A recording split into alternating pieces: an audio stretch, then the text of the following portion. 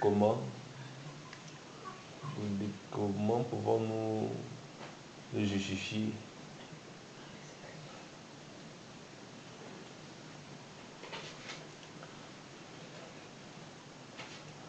Est-ce que les maladies, comme on s'est dit, sont des jugements de Dieu aussi? Souvent nous nous rendons compte qu'il y a des maladies qui ne guérissent jamais. Il y a certains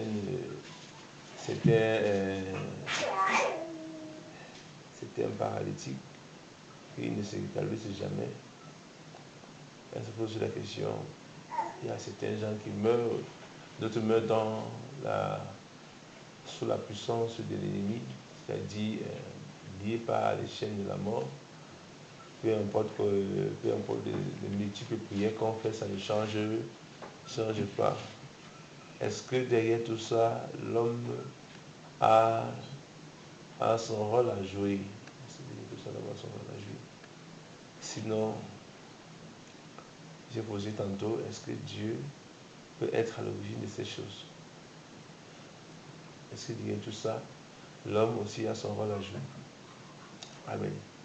Donc, que le Seigneur nous donne la grâce. Et vous pouvez participer. Je dis quoi? C'est un programme participatif. Les gens s'assoient, on participe et on essaie aussi de se situer ce que nous traversons, ce que nous vivons au travers des Écritures, essayer de voir comment, par l'Écriture, nous pouvons revenir vers notre Créateur et attendre de lui une restauration parfaite. Amen.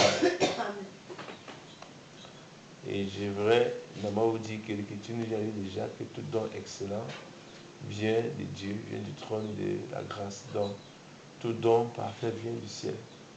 Ça veut dire que toute restauration parfaite aussi vient du ciel. Tout salut parfait vient du ciel. Toute compréhension parfaite de ces Écritures vient du ciel.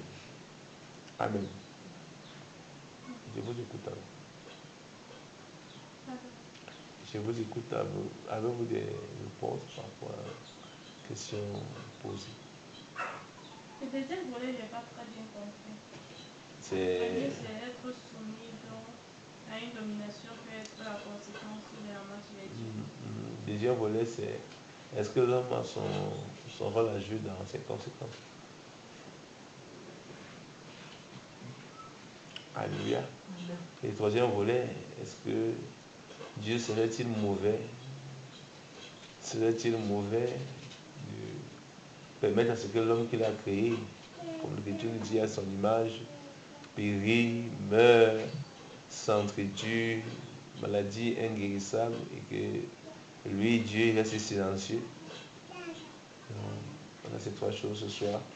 Nous essayons de partager. Et bien sûr, alors dans l'Écriture, si vous avez l'Écriture, celui qui a une intervention peut directement nous plonger dans l'Écriture.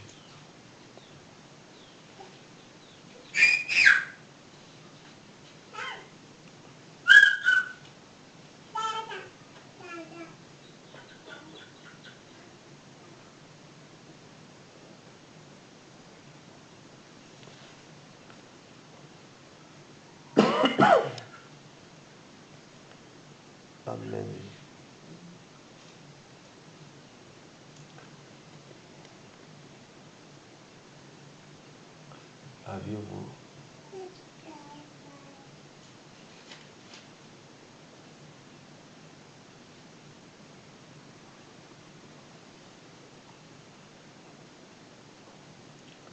Aviez-vous pas la Bible? C'est par rapport à l'Écriture.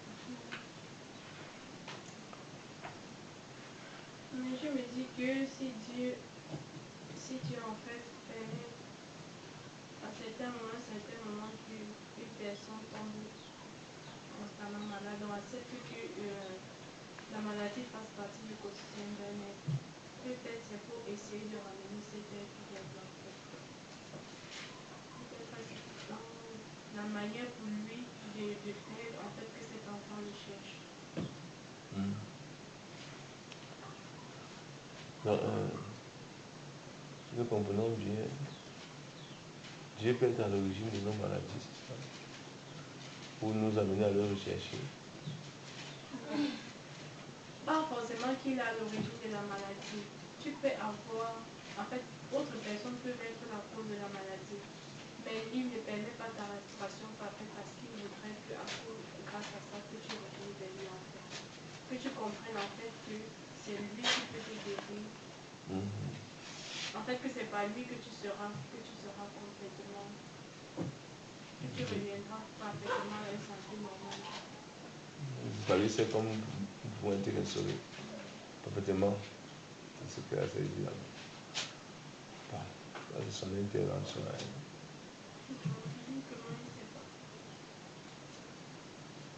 Alléluia. Et je pose une question. Est-ce que Dieu dans sa pensée, a voulu que l'homme tombe malade dès le commencement? Et pourquoi donc il a permis que aujourd'hui l'homme soit victime de toutes sortes de maladies et de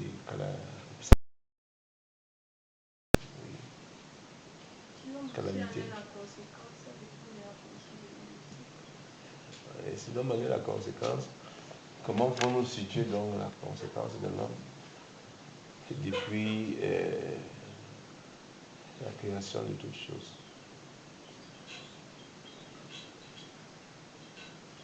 Amen. Je dis ces choses parce que à un moment donné,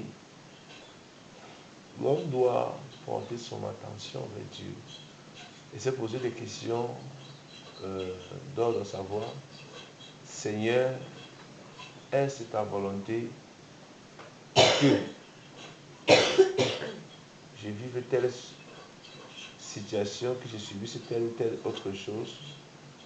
Est-ce que tu permets ces choses pour m'enseigner, pour me prouver, pour me reprocher? Amen. Est-ce que tu permets ces choses pour me faire comprendre que je ne suis plus en accord avec toi? Dans le livre de Genèse 1, dans Genèse, si vous voulez la lire dans Genèse, dans vérifier. Dans Genèse 3, la pensée de Dieu, Dieu n'a jamais voulu que l'homme souffre, que l'on soit malade. Mais Dieu peut permettre qu'il arrive à l'homme des maladies, amen, des conséquences par rapport aux déviances dans lesquelles les hommes se sont plongés en s'éloignant totalement de la volonté de qui? De Dieu. Mais Dieu, dans sa préséance, a un désir, c'est-à-dire son désir, c'est que l'homme se rende coupable, amen, de son acte et revient vers son créateur. Comme tu l'as dit tout à l'heure, car toute bonne restauration ne peut que venir de Dieu. Alléluia. Mais aussi, Dieu permet que toutes ces choses-là nous arrivent pour nous interpeller. Je veux dire ici que les maladies sont aussi des miracles de la part de Dieu.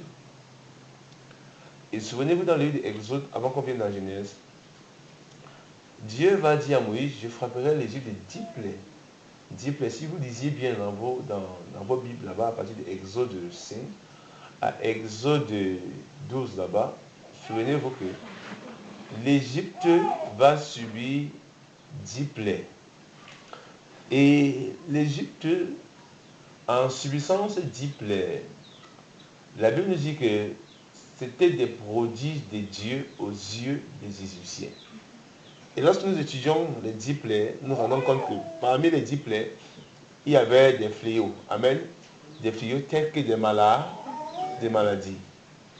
Donc vous voyez, parce que l'Égypte était en fait, j'appelle souvent l'Égypte le berceau de l'orgueil. C'est-à-dire une civilisation où l'orgueil contre Dieu était tellement élevé. Et les Égyptiens étaient des gens tellement intelligents par leur capacité humaine. Donc, ils se sentaient, ils se situaient, en fait, ils étaient tellement arrogants vis-à-vis de Dieu. Et ils pensaient que leur connaissance, leur sagesse humaine leur donnerait tout ce qu'ils ont besoin. Donc, Dieu vient frapper l'Égypte de 10 plaies.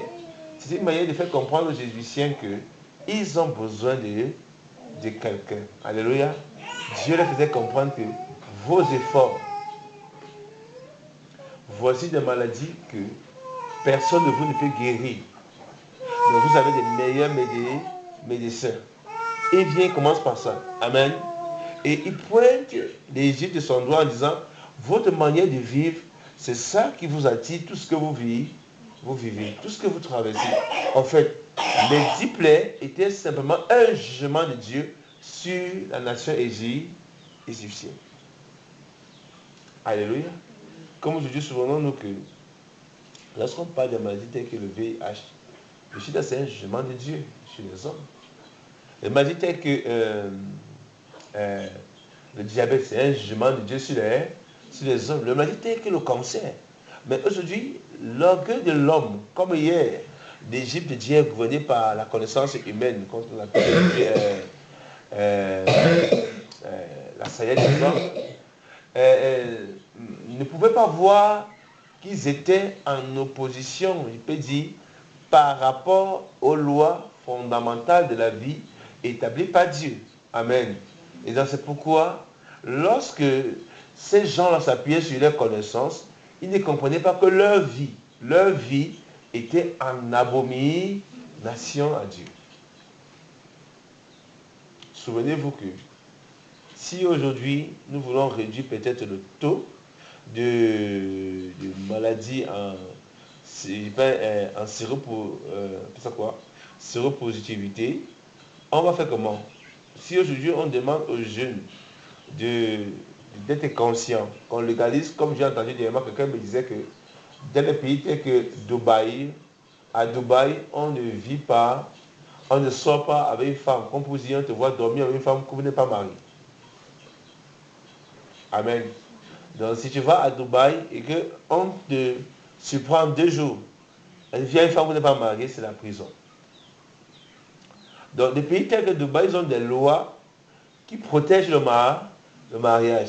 Et le mariage est tellement sacré aux yeux de Dieu parce que lorsque un pays est, comme notre nation, est conduit par l'immoralité sexuelle qui bat son summum, automatiquement, les maladies telles que VIH ne peuvent jamais finir parce que désormais, ce sont des jugements de Dieu, amen, sur une génération, sur une jeunesse, sur une population.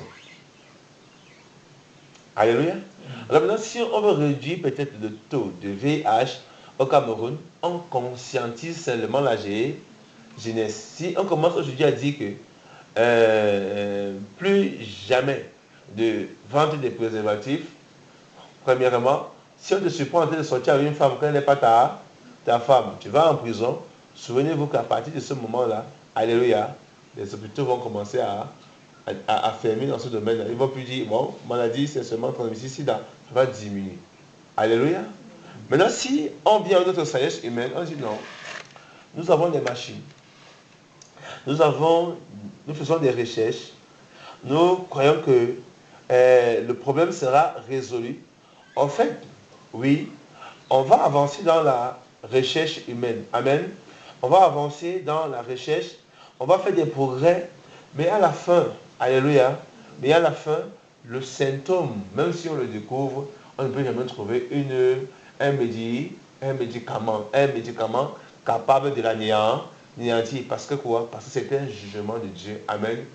Établi contre une certaine catégorie de personnes. Alors l'Égypte, avec tout ce qu'on a aujourd'hui, peut-être même de plus grand que ce qu'on a aujourd'hui. Parce que souvenez-vous que si vous allez dans les pays tels que la France, vous allez voir ce qu'on appelle la tour Eiffel. Ce n'est que des choses qu'ils ont importées de l'Égypte, la pyramide. Vous voyez, ça veut dire qu'ils ont bâti leur pays sur les fondements pyramidales, c'est-à-dire sur la connaissance des dieux égyptiens. Alléluia. Si vous allez peut-être des pays comme les États-Unis d'Amérique et que vous prenez un billet $1 américain, vous allez voir derrière une pyramide. Oui, donc l'Égypte persiste pendant des milliers et des milliers d'années dans l'esprit de l'homme. Alléluia. Dans l'esprit de l'homme, dans les consciences des hommes. Ça veut dire que les esprits rebelles qui ont gouverné l'Égypte hier, alléluia, gouverne encore le monde en ce moment. C'est pourquoi lorsque Dieu se lève, alléluia, et que Dieu commence à agir par des prodiges tels que des maladies inguérissables, nous ne saisissons pas, alléluia, que nous, hommes, nous sommes comme ça en contestation directe avec Dieu. Et nous ne comprenons pas que hier ça a dépassé l'Égypte. Alors si on revient vers Dieu et qu'on dit Seigneur, nous voulons te demander sincèrement pardon quand nous nous rendons compte que ces fléaux-là qui nous arrivent, c'est la vie que nous menions, qui n'est pas juste à tes yeux. Automatiquement, dans les années qui suivent, alléluia, vous vous rendez compte que dans beaucoup de lieux, quand on vient encore faire des examens, certaines maladies telles que, je peux prendre l'exemple, le cancer, le diabète, le sida, alléluia, auront perdu une certaine notoriété. Alléluia, très important. Donc, c'est très important. Pourquoi? Avant qu'on prie, il y a des choses qu'on doit vous faire comprendre. Amen. D'où viennent nos problèmes d'abord? Alléluia. Et pourquoi nos problèmes peuvent demeurer? D'où viennent nos problèmes et pourquoi nos problèmes peuvent demeurer?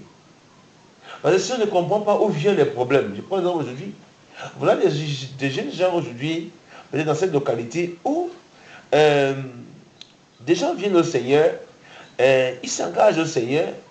Hier, peut-être hier, il ne dormait pas, il vient vers Dieu, il vient au Seigneur parce qu'il entend que non, la main de Dieu se met avec le frère, là, allez là-bas. Ils viennent comme ça, et au départ, on prie pour eux, ils se font baptiser. Dès que ces mêmes gens commencent à dormir, alléluia, c'est les mêmes gens qui se lèvent maintenant contre eux, la parole de Dieu. Ils commencent à faire des choses qu'on leur a fait comprendre que ça, ce sont des abominations aux yeux du Seigneur. Alléluia. Et cette personne n'est pas consciente de son péché, n'est pas conscient que son mal, alléluia, était lié à son péché. Et tant qu'on n'est pas conscient, alors jamais restauration parfaite ne peut venir de qui? Du Seigneur. Jamais restauration parfaite ne peut venir du Seigneur. Alors souvenons-nous, allons dans Genèse 3. Amen. Alors c'est très important avant de prier souvent de s'asseoir et de partager parce que Dieu intervient dans l'histoire humaine, dans l'histoire humaine, par toutes sortes de prodiges. Parce que les tremblements de terre sont des signes de Dieu pour parler aux hommes. Amen. Les volcans sont des signes de Dieu pour parler aux hommes. Ne dormons pas. Les maladies. Alléluia. Les maladies inguérissables sont incurables, sont des signes de Dieu pour parler à qui? Aux hommes. Si vous commencez à dormir, je ferme simplement et je me couche. Alléluia. C'est pour vous que je suis debout comme ça. Amen. Il pourrait dire, venez en prier seulement. Il serait un marabout. Si ça vous fatigue trop, cherche. Alléluia. Vous avez tellement cultivé aujourd'hui, c'est ça? Non, il n'y a pas cultivé, mais j'ai pas dormi. Amen. Dans le temps du sommeil est en train de briller, il y a la restauration. Alléluia. Il faut prêter oreille à ce que le Seigneur dit ici. C'est ce qu'il vous fait comprendre. Deux fois, le fait de prêcher, d'enseigner, plusieurs en prêtant oreille, alléluia, Dieu les a visités, sans qu'on ait imposé la main sur eux. Dieu les a visités. Parce que des fois, à cette heure qu'on se trouve là, on se situe maintenant, il y a un message qui est donné par Dieu. Pas parce qu'on a passé le temps à réfléchir, mais parce que le Saint-Esprit, à ce moment, veut nous communiquer une révélation. Et derrière cette révélation, il y a une grâce attachée. Alléluia. Donc si maintenant on ne prête pas oreille, alléluia, à ce que le Saint-Esprit veut nous communiquer, automatiquement, on peut passer loin. Amen. Très loin de la... Il y a pas d'en ça quoi? Très loin de la main du Seigneur. Amen. Très loin. C'est vrai, il y a des frères qui arrivent à quelque part. Souvent, Dieu les utilise. Ils se mettent seulement à parler. Et quand il finit, il dit au revoir. Amen. Déjà, ça s'est dit, mais il n'a pas prié pour vous. Il dit que non. Si vous pensez que j'allais venir vous imposer les mains, c'est votre problème. Je suis venu ici vous faire comprendre, alléluia, où vient ton problème, pour que pendant qu'on s'édifie, tu te tournes dans ton cœur, tu dis, Seigneur, pardonne-moi et accorde-moi ta restauration. Et à l'instant, tu es restauré parce que c'est lui seul qui peut nous restaurer. Amen. Alléluia. Alors demandons encore au Seigneur cette grâce d'éloigner le sommeil. Amen. Tout avec ta chair et dit sommeil, libère-moi. Amen. Alléluia. Sommeil, libère-moi. Alors on va toucher dans Genèse 3. Et la torche sur... Ah. Non, c'est pas la torche. Hein? Tu veux la torche?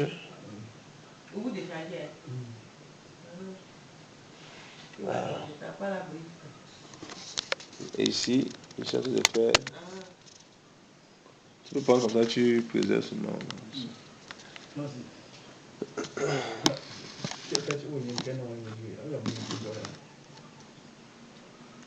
Commençons au verset 1.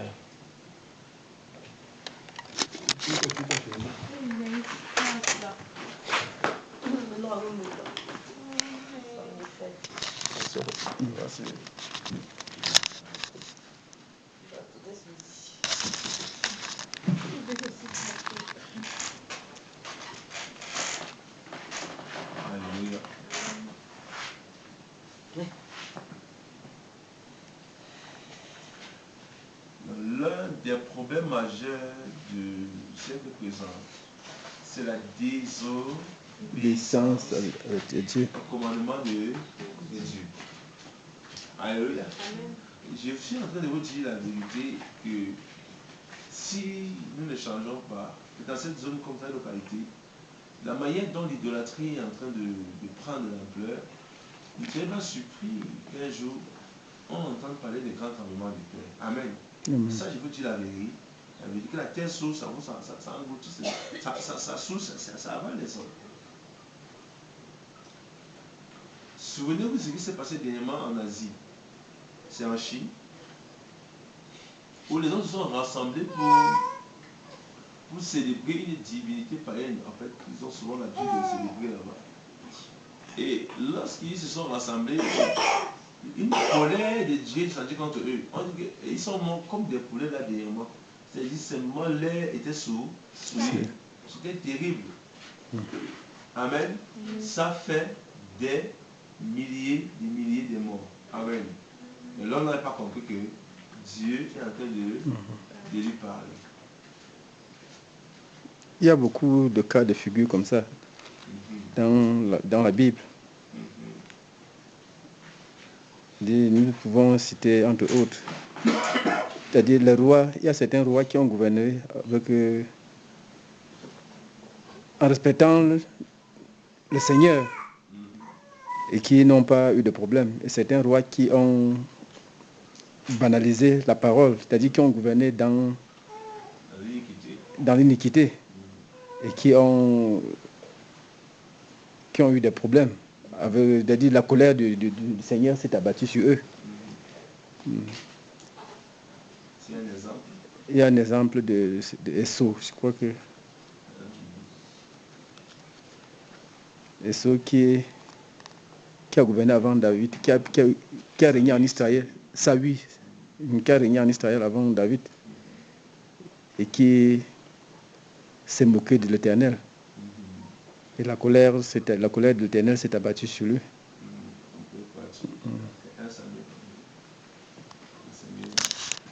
En fait, au fait, en train de faire parler de Saül, vous allez connaître Saül à partir de 1 Samuel, qui est en descendant là-bas. Et vous allez voir que Dieu doit le rejeter. Donc, 1 Samuel 15, 16, il sera rejeté par Dieu et il sera frappé par Dieu d'un mauvais air. Un mauvais esprit, c'est ça? Oui. Tout ce que je lis, c'est le premier. Ça, c'est participatif. C'est très important. Donc, déjà, si vous pouvez lire, ça va, je connais déjà, c'est 1 Samuel 16 là-bas. Oui. Amen. Amen.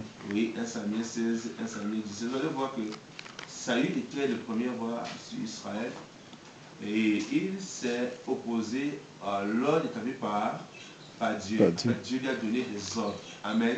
Et il n'a pas exécuté ces ordres comme Dieu voulait. Je prends un exemple. Obéir à Dieu, ce n'est pas fait à 50%. Amen. Ce n'est pas fait à 99%. Obéir à Dieu, c'est fait à 100%, sans volonté. Et Dieu donne à Saül des ordres. Saül va partir, il va tuer les Amalécites. Amen. Mais son problème, c'est que Dieu avait dit de tout exterminer là-bas, même jusqu'aux animaux. Mais Saül va se garder les animaux pour lui et pour son peuple. Amen. Dans toutes ces choses étaient sujets étaient anathèmes, c'était maudit yeux de Dieu. Et il va garder, ça s'appelait qui là, c'est Amalek. Il va garder, c'est Abimelech, je crois, c'est le roi des Amalécites, il va le préserver. Amen. Alors, à cause de ça, Dieu va se défiler totalement de Saül. Saül va se dire, les bœufs gras que nous avons ramenés là-bas, donnons-leur en sacrifice à l'Éternel. Et Dieu va dire à Saül qu'on ne peut pas commercialiser avec le Dieu d'Israël. Dieu ne prend pas plaisir au sacrifice, mais l'obéissance au commandement. Amen. Dans le Père Dieu parlait de Saül ici, qui était un roi. Jadis, Dieu l'a assisté dès le début de sa majorité, mais la manière dont il est mort, amen, prouvait que Dieu n'était plus avec lui. Et Dieu a fini par le livrer entre les mains des Philistins, qui était l'ennemi numéro 1, alléluia, des enfants de Dieu. Comme aujourd'hui, nous, en tant qu'enfants de Dieu, on a tellement d'ennemis. Amen. Tellement d'ennemis. Je prends un exemple. Des fois, on ne comprend pas. Il faut craindre Dieu. Nous se met à l'autorité d'un sorcier. Amen. Jusqu'à ce que nous comprenions que le Seigneur et qu'il nous rende comment? Libre. Donc Dieu, il y a tellement d'ennemis. Alléluia. Je prends exemple sur la nation. Ces nations sont tellement opposées. Et quand tu te le dis, c'est parce qu'on empêche aux vrais certains Dieu de prêcher, d'enseigner. Ces nations sont opposées à Dieu. Et ce que nous sommes en train de vivre aujourd'hui n'est que la conséquence, amen, du péché qui a, il peut dire, atteint son summum au sein de cette nation. Alléluia. Souvenez-vous que la colère de Sodome et Gomorrhe ne sait pas y avoir battu cette nation. Mais regardez tout ce que Sodome et Gomorrhe avait comme fruit. Amen. Nous l'avons sur ces nations. Souvenez-vous. Une nation qui n'a pas 57 ans d'âge, je peux dire, en termes d'âge, le Cameroun, c'est un bébé nation. C'est-à-dire, si on prend l'exemple des pays tels que le Maroc, alléluia, le Maroc, c'est un très vieux pays. L'Éthiopie, c'est un des très vieux pays. Mais Dieu est en train de dire que l'iniquité du Cameroun a dépassé celui même de l'Égypte. Alléluia. Actuellement, notre nation est en abomination à l'Éternel. Une nation qui a 55 ans. Mais regardez, alléluia, crime contre l'humain, il était cette nation. Pédophilie, c'est terrible dans cette nation. Alléluia. Au mariage homosexuel, l'homosexualité là c'est rempli à Dieu. Regardez les bas, amen. Les endroits des la déviance est tellement élevée au sein de cette nation. Délinquance juvénile. Alléluia.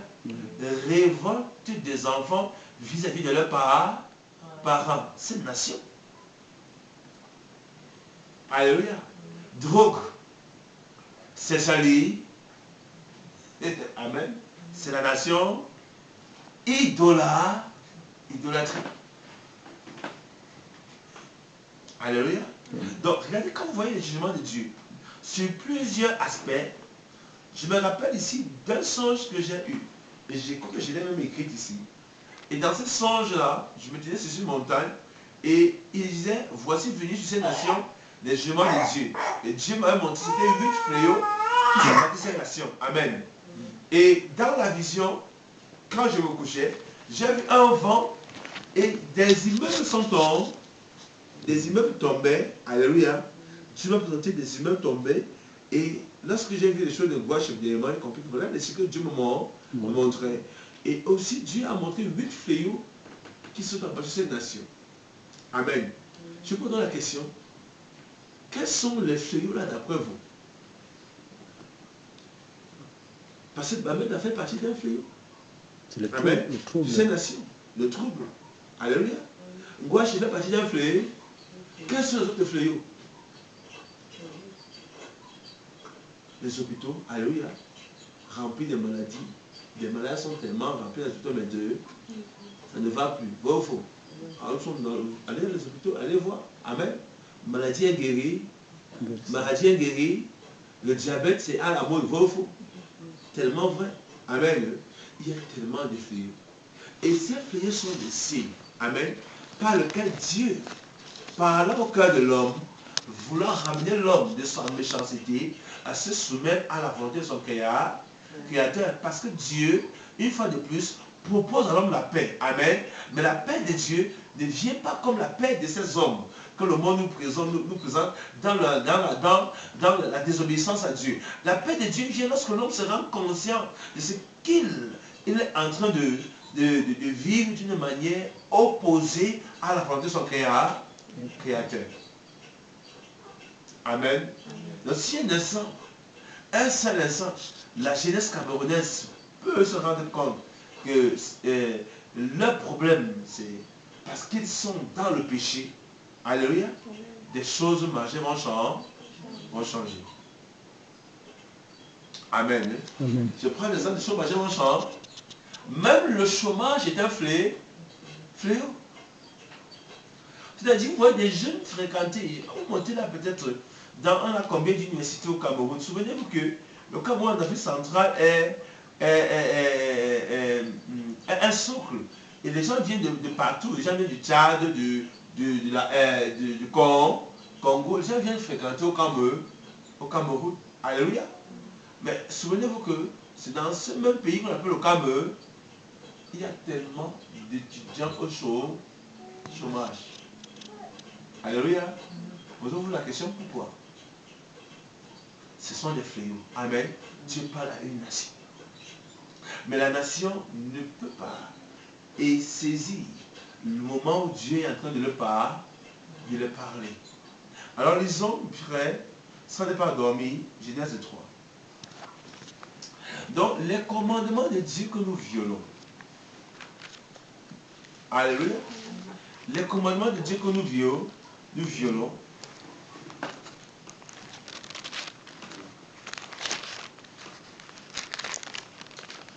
Même Genèse 2, c'est bien Genèse 2, c'est bien Genèse 2. Peuvent aussi attirer sur nous, sur nos enfants, sur nos petits-enfants, des fléaux majeurs et dévastatrices. Alléluia. Souvenez-vous, regardez, on attend la pluie depuis. Les gens ont commencé à s'aimer sans pluie. Amen. Vous voyez, c'est très grave. C'est-à-dire, l'homme a faim. Bon, ils ont faim. Il suffit que le Seigneur fasse au-dessus de cette nation-ci qu'une année, il n'y ait pas de pluie. Amen. Que vous allez confirmer le code. Bon. Amen. Amen. Souvenez-vous que dans l'écriture que nous tenons ici, Dieu a sévèrement puni Israël. Je parle de Samarie. Au point où des femmes se sont retrouvées en train de manger les enfants. La famine. Alléluia. La famine. Et dans cette nation, on a même vu qu'il y a des choses où quelqu'un découpe son enfant et met dans la marmite pour manger. Amen. Parce qu'ils ont faim. Mais Jésus-Christ a dit, au temps de la faim, il y aura des pestes en divers lieux, il y aura des famines en divers. Donc si Dieu localise cette nation et dit que vient la famine sur le Cameroun, nous sommes mal barrés. Amen. Il suffit simplement d'une prolongation du soleil. Il prend l'exemple. Vous attendez la pluie depuis la fin du mois de février pour s'aimer. Voilà le mois de mars qui commence demain. Amen. On attend la pluie. Imaginons seulement que Dieu prolonge simplement le soleil jusqu'en juin. Amen. Ça va comment? Ça va basculer l'écosystème. Amen. Non. Ne me regardez pas. Amen. Supposons que le Seigneur décide maintenant, alléluia, dans son conseil, il dit, le soleil jusqu'en juin, que vous auriez pu que feriez-vous? Chacun que tu viens dehors, amen. Ton maïs là-bas, ça va te servir à... Ils vont encore aller là-bas chercher le même maïs qu'ils ont mis pour manger. Amen. On va les à nouveau pour aller manger. Ils doivent pour aller manger. Alléluia. Alléluia. Souvenez-vous que lorsqu'une nation devient l'adversaire de Dieu, amen, cette nation-là est mal barrée dans tous les domaines, mal barrée. Alléluia. Il suffit seulement que le Seigneur ferme le ciel. Il dit bien sûr, Samarie, le Seigneur a fermé le ciel pendant 3 ans, 6 mois. 3 ans, 6 mois, c'était grave. Alléluia. Les torrents ont séché. Les fleuves ont séché. Alors, même les poissons étaient chauds. Alléluia. Il n'y en avait plus. Les oiseaux tombaient du ciel pour mourir. La sécheresse. Alléluia. Le sol disait c'est fini. Il n'y avait plus rien. Mais la Bible dit que, mais cependant, c'est à Séreta avec une veuve, une sidonienne, que le Seigneur a rendu visite. Et touchons rapidement, pour que nous puissions prier. Alors je ne vais pas prier ici sans vous amener à comprendre où viennent vos problèmes. Si nous menions une vie sans crainte, alléluia, alors tous les fléaux que la Bible parle ici viendront sur nous. Même les maladies qui ne sont point écrites ici, amen, viendront sur nous. Dieu, dans sa préséance, n'a jamais voulu que l'homme vive dans la maladie. Non, ce n'est pas dans le conseil de Dieu. Mais la désobéissance de l'homme vis-à-vis des commandements de Dieu, alléluia, ont ouvert les portes à tout ce que l'on peut vivre aujourd'hui. Disons. Que Dieu vous bénisse. Alléluia. Tu dois être assez et dire que le Seigneur donne la force de ne pas dormir. Amen. Ça va vous aider. Alléluia. Alléluia. Et tu fais comme ça. Que Dieu vous donne la force de ne pas dormir. On va dire au verset 1 de 2.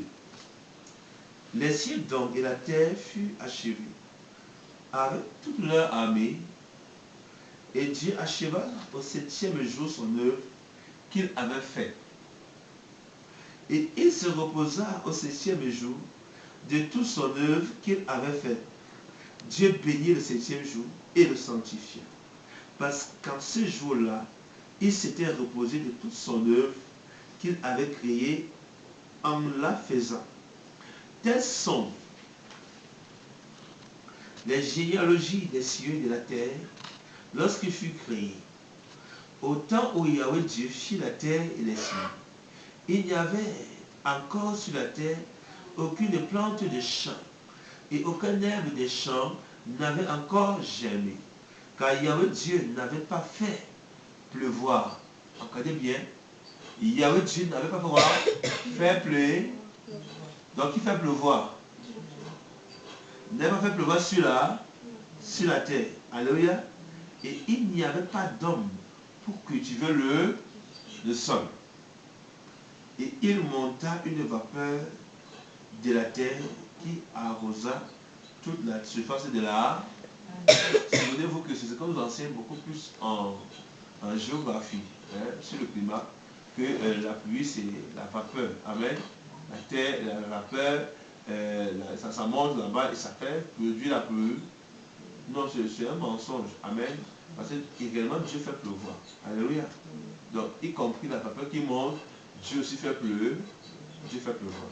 Et si vous descendons un peu en bas, oh Yahweh, Dieu forma l'homme de la poussière de la terre et il souffla dans les narines un souffle de vie et l'homme devint une âme vivante. Et Yahweh Dieu planta un jardin à l'Éden du côté de l'Orient et il mit l'homme qu'il avait fort. Yahweh Dieu fit germer de la terre tout arbre désirable à la vue et bon à manger, et l'arbre de la vie au milieu du jardin, et l'arbre de la connaissance du bien et du mal. Et un fleuve sortait d'Éden pour arroser le jardin. Et de là, il se divisa en 4 bras. Le nom du premier est Pishon. C'est le fleuve qui coule en entourant tout le pays d'Avila, où se trouve l'or. Et l'or de ce pays est bon, car c'est aussi car c'est aussi que se trouve le bdellium de la pierre d'Onis. Et le nom du second fleuve était Guéron, c'est celui qui coule en entourant tout le pays des couches donc de l'Égypte, de l'Afrique. Le nom du troisième fleuve est Idékel, qui coule vers la Syrie. Et le quatrième fleuve est l'Euphrate. On ne dit pas là où ça coule. On va voir ceci. Yahweh Dieu prit donc l'homme et le mit dans le jardin d'Éden pour le cultiver et pour le garder. Et Yahweh Dieu donna ses ordres. Ça va comme fatigué, je m'en prends le temps. On va rester sur la parole là. Restez. Et quand ça va pas, on va prier. Alléluia. Dieu vous aime. Ne vous laissez plus jamais faire par la parole. Et Dieu m'a dit ici,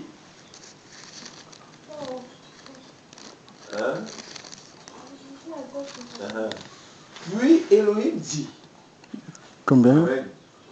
Verset 26. Puis Elohim, que me dit Elohim? Faux. Dieu d'en haut. Faites attention. Parce qu'il y a le Dieu de la terre ici. Amen. Dieu d'en haut, Elohim dit, faisons l'homme à notre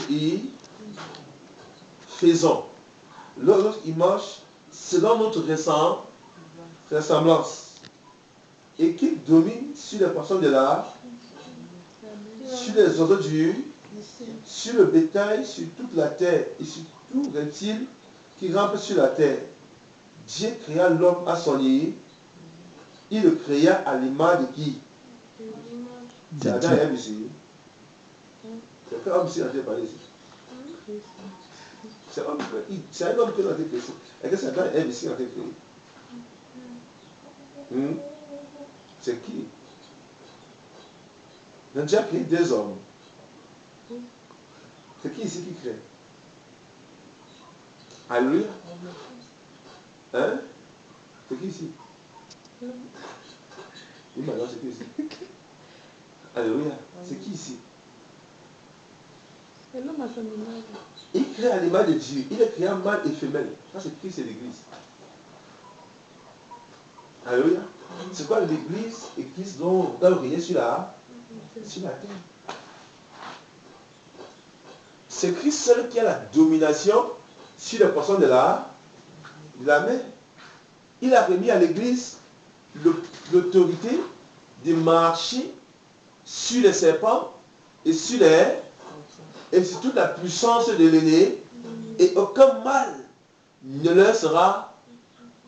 Mais est-ce qu'aujourd'hui là vous pouvez marcher dans la voie de l'ennemi? Alléluia, en tant qu'Église. Amen. Alléluia. Il vous a donné la clé. Il a dit, c'est que vous avez dit, c'est que ça va aller dans le lié dans quelque chose, on va aller dans le ciel. Alléluia. Parce que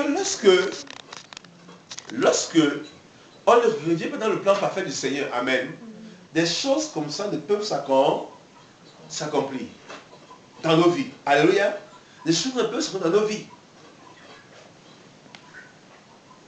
Mais le Seigneur, est-ce que le Seigneur avait de la peine à pécher? Amen. Il avait de la peine à pécher. Quand il trouvait seulement Pierre et tous ces gens s'accompagner, qu'est-ce qu'ils vont lui dire? Maître, nous avons péché toute là, sans même pas un cellule. Amen. Et il a regardé, il a dit, avancez à 10 mètres, à 100 mètres de là, et jeter le filet. Donc, lui, il dit avancez, jeter le filet. Alléluia. Et dès que le gars jette le filet, j'avoue dans sa naissance, amen, qui n'a jamais fait celui de pêche. C'est comme si quelqu'un a dit aux poissons, venez, amen. Les poissons ont obéi. Voilà l'ordre, amen. Voilà la domination. Et si on va en bas ici, je m'arrête la balle là. Donc l'autorité de l'homme, amen. L'autorité de l'homme est tellement grande. Amen. Si l'homme est régénéré, comme le Seigneur, à l'image du Christ, alléluia, il a une certaine autorité. Amen. Il a un certain pouvoir. Et il jouit d'une certaine restauration. C'est pourquoi lorsqu'on n'a pas compris ces choses ici, on fait comme les pentecôtistes là-bas d'ailleurs, toute la nuit on envoie le feu aux gens. Alléluia. On passe son temps à dire, Seigneur, on va tuer nos sorts, nos ennemis, on tue les sorciers. Alléluia. Et depuis que tu tues les sorciers, ils ne sont jamais morts. Faux. Et tu vois que c'est toi qui souffres à la fin. Non, ce n'est pas ça. Le sorcier n'a aucun pouvoir sur moi. Alléluia. Tant que je suis dans les plans de Dieu, le sorcier ne peut pas m'arrêter. Mais j'ai le pouvoir, alléluia, de renverser ses œuvres. De renverser ses œuvres. Alors maintenant, découvrez que la transgression de la loi, du commandement de Dieu, va introduire sur la terre la mort. Alléluia. Et de la mort, tout ce qu'on peut vivre aujourd'hui, problème de santé. Alléluia. Ça va en des. Amen. Problème de santé, catastrophe nature. Toutes ces choses vont entrer à partir de ce jour-là. Alléluia. À partir de ce jour-là. Et Dieu permettra ces choses pour conscientiser l'homme. Amen. Le ramener encore vers le plan du départ. Alléluia.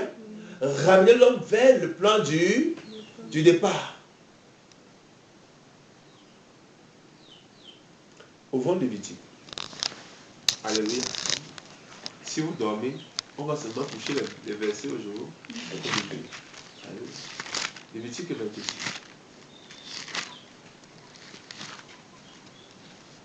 Donc je prends mon temps comme ça pour vous aider d'abord à voir où viennent vos problèmes. Alléluia. Qui peut vous aider? Amen. À l'air et sauve. C'est qui? C'est le Seigneur. C'est dans Genèse 3, lorsque la femme et l'homme ont payé, Dieu a immolé un veau là-bas. Amen. Il les a réveillés. Le sang qui coulait là-bas, c'était Christ. Alléluia. Pour les restaurer en nous. Donc, lorsqu'on est dans le péché, il nous faut passer par la repentance et la conversion.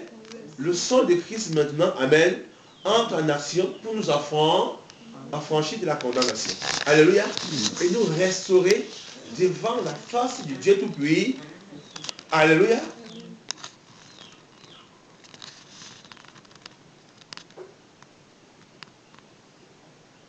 Donc on peut prier chaque jour. Chaque jour, il n'y a pas de changement. Amen. Il n'y a pas de guéris. Parce que dans ma conscience, moi-même d'abord, je ne me condamne pas, alléluia, vis-à-vis de ma manière de vivre et de mon Créateur. Je ne m'assois pas un instant pour me poser la question, Seigneur, quel est mon problème dans cette affaire? Alléluia. Quel est mon péché afin que je me repente? Alléluia. Amen. Seigneur, l'ennemi a de l'ascendance sur moi. Qu'est-ce que j'ai fait? Amen. Pour que tu me livres entre les mains de l'ennemi. L'ennemi peut être la maladie. Alléluia. L'ennemi peut être la paralysie. L'ennemi peut être la possession. Alléluia. L'ennemi, c'est beaucoup, c'est toutes ces choses-là. Ça. Qui a gêné aujourd'hui? Qui a gêné? Moi, je suis très fort. Je me sens fort. Amen. Alléluia. Continuons. Lévitique. Et je ne peux pas parler sans vous amener à comprendre où viennent vos problèmes. Parce que moi, je ne peux rien faire de ma main. Amen. C'est le Seigneur qui fait toutes choses à son temps. Amen. Amen. Et Dieu dit que Dieu ne sauce pas les péchés. Dans l'écriture, dans Jean 9 là-bas. Amen. Mais si quelqu'un fait sa volonté, il l'écoute et il les os. Donc si on est pécheur d'entrée, Dieu ne nous exaucera jamais. Mais si nous l'écoutions, amen, et faisions sa volonté, automatiquement il fera comment? Il nous exaucera.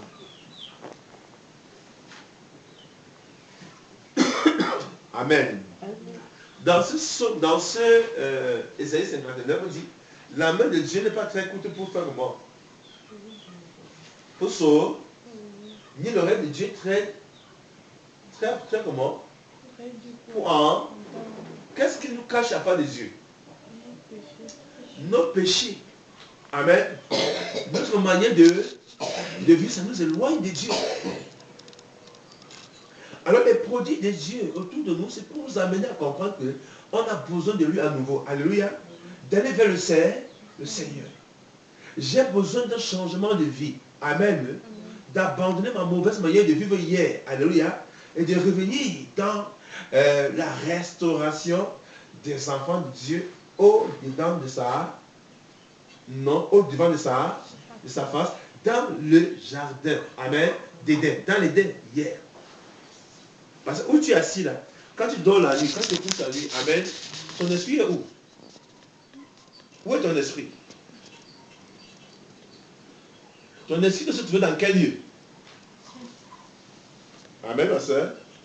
Au ciel. Pourquoi au ciel?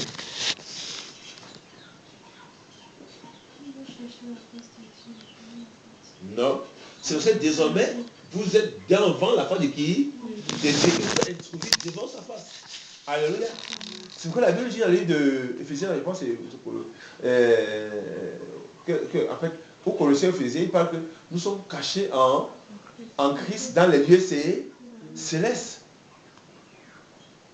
Donc, moi, quand je me couche pour dormir, alléluia, je suis censé avoir des révélations venant de la part de qui? Du ciel. Amen. De la part du Seigneur. Mais lorsque nous se met à dormir, amen, quelles sont nos révélations? On voit les démons. Des fois, tu tapes. On voit les démons. Amen. On voit les démons. Des fois, tu es dans un lieu des débauches. Est-ce que c'est là où nous devons être dans notre sommeil? Peuple de Dieu, c'est pourquoi nous avons besoin de quoi? De la réconciliation par notre vie. Alléluia. La repentance, la conversion est très important pour nous les hommes. Mener une vie nouvelle. Alléluia. Une vie comment? Nouvelle. Et c'est par là que vient la restauration, la guérison. C'est par là que vient la restauration, la guérison. On n'a même pas de fois besoin de me poser la main à quelqu'un. On peut seulement finir, dire vous êtes guéri. Amen. Et je vais me coucher. Mais si tu n'as pas foi à cette parole qu'on a fait de prêcher, donc vous savez que tu es guéri, tu as dit que l'homme s'y raconte quoi comme ça. Amen. Je sens que j'ai encore mal au pied, que je suis guéri comment. Alléluia. Et c'est ça. Parce que on ne comprend pas que c'est pas la parole que le Seigneur nous ramène à lui. Lévitique 26, on ne sait pas ce que je dis. Je vous exhorte à méditer bien Lévitique 26 dans vos maisons.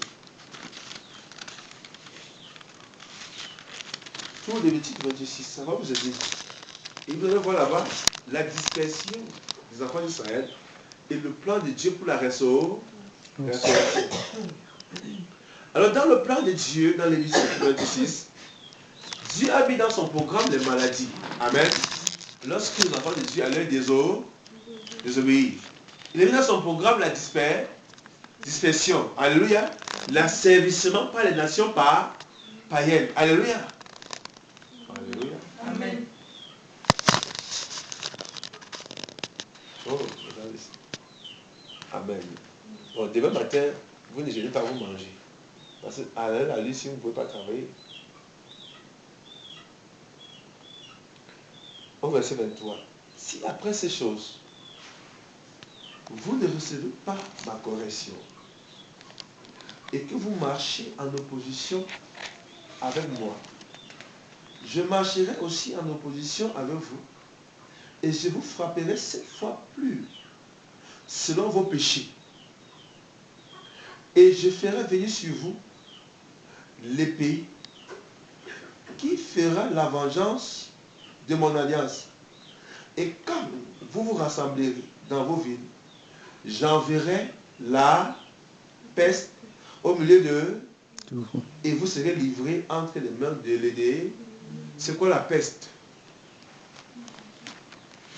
Alléluia, c'est quoi la peste? Des malades.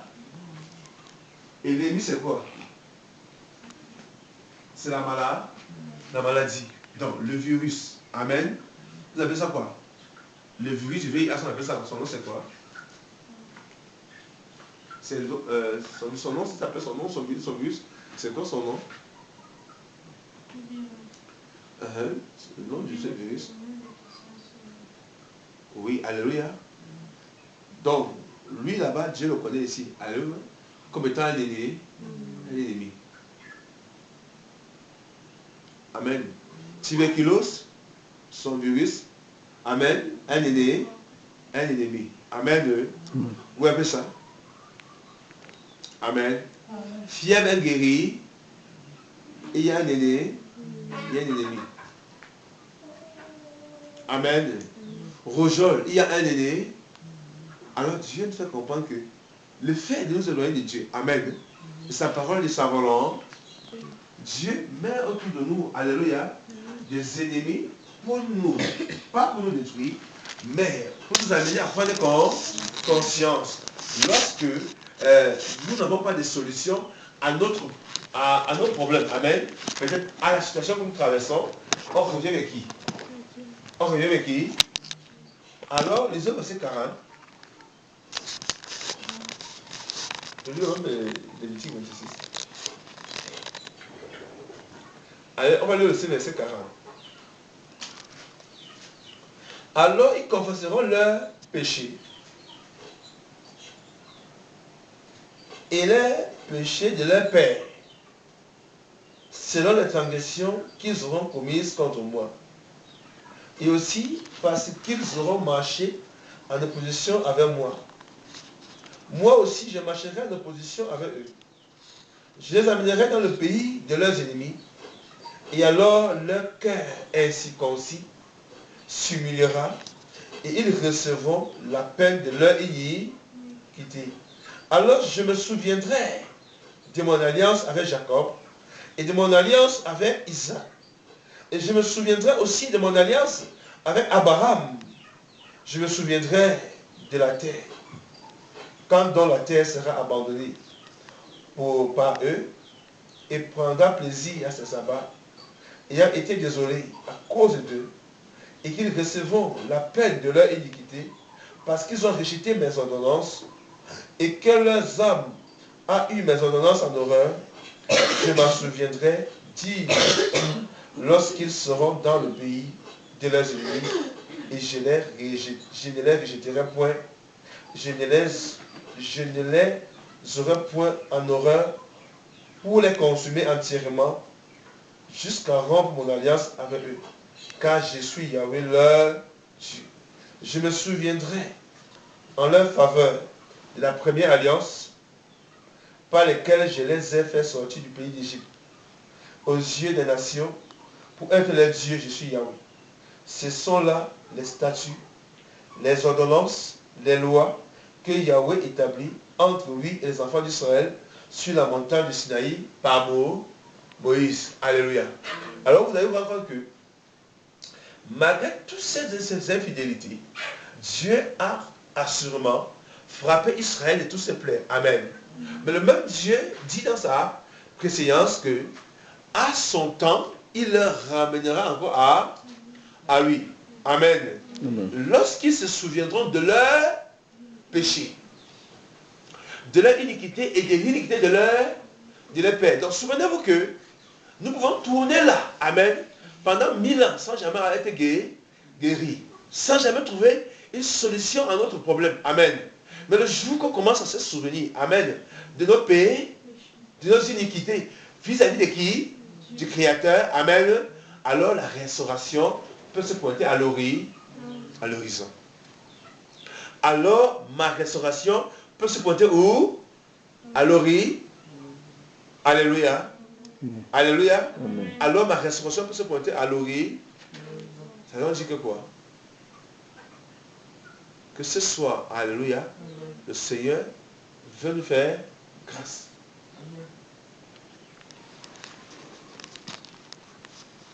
Amen. Amen. Ça dit que quoi? Que ce soir, le Seigneur veut nous faire comment? Il dit parfaitement grâce.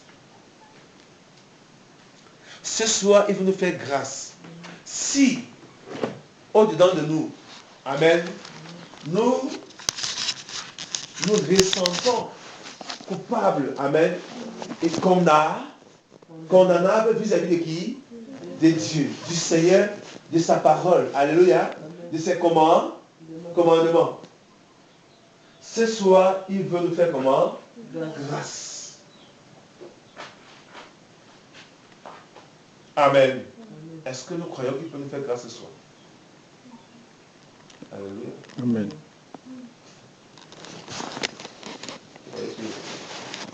Quand les malades, les hommes avant. Alléluia. Pardon, on prend le téléphone. Ce soir, il veut nous faire grâce. Amen.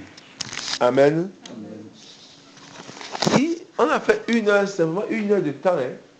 Il veut nous faire vraiment grâce ce soir. Alléluia.